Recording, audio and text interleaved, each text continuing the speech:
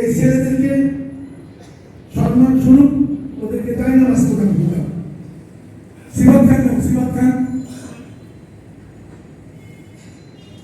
দ্বিতীয় তামিমুল্লাহ,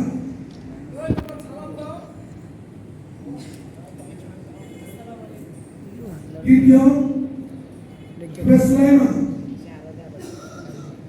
চতুর্থ মেহেদী হাসান। এ পর্যায়ে পুরস্কারী ওনাদের উপহার দিবেন আমাদের মসজিদের সম্মানিত সেক্রেটারি আলাল মাইনুদ্দিন সাহেব।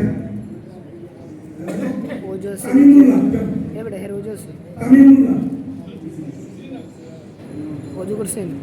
সিবাত খান, সুলাইমান, হাফেজ মোহাম্মদ সুলাইমান আমাদের সেক্রেটারি সাহেবের হাত থেকে বিশেষ সভাপতি নির্বাচন, হাফেজ মেহেদী হাসান, হাফেজ মোহাম্মদ আবু সাইদ খান,